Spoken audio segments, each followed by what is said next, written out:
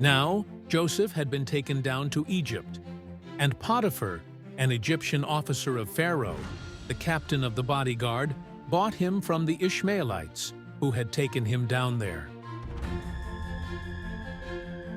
And the Lord was with Joseph, so he became a successful man, and he was in the house of his master, the Egyptian.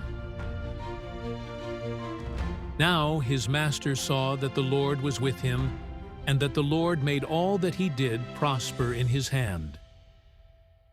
So Joseph found favor in his sight and became his personal servant, and he made him overseer over his house and put him in charge of all that he owned.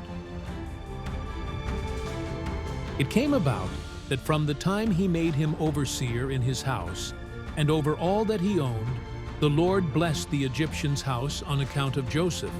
So the Lord's blessing was upon all that he owned, in the house and in the field.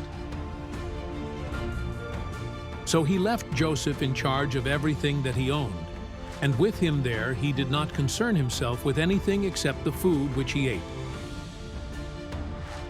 Now Joseph was handsome in form and appearance.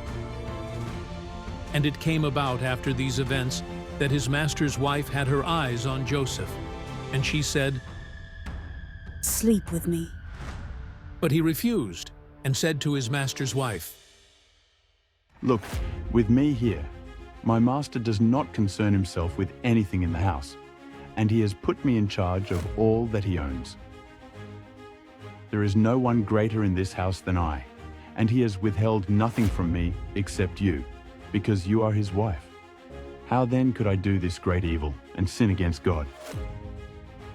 Though she spoke to Joseph day after day, he did not listen to her to lie beside her or be with her.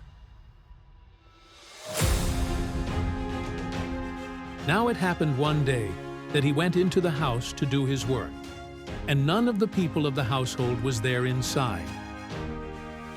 So she grabbed him by his garment, saying, "Sleep with me." But he left his garment in her hand and fled, and went outside. When she saw that he had left his garment in her hand and had fled outside, she called to the men of her household and said to them, "See, he has brought in a Hebrew to us to make fun of us. He came in to me to sleep with me, and I screamed. When he heard that, I raised my voice and screamed. He left his garment beside me and fled and went outside." So she left his garment beside her until his master came home. Then she spoke to him with these words, "The Hebrew slave whom you brought to us came in to me to make fun of me. But when I raised my voice and screamed, he left his garment beside me and fled outside." Now, when his master heard the words of his wife which she spoke to him, saying, "Say," "This is what your slave did to me," his anger burned. So Joseph's master took him and put him into the prison, the place where the king's prisoners were confined, and he was there in the prison. But the Lord was with Joseph and extended kindness to him, and gave him favor in the sight of the warden of the prison. And the warden of the prison put Joseph in charge of all the prisoners who were in the prison, so that whatever was done there, he was responsible for it. The warden of the prison did not supervise anything under Joseph's authority, because the Lord was with him, and the Lord made whatever he did prosper.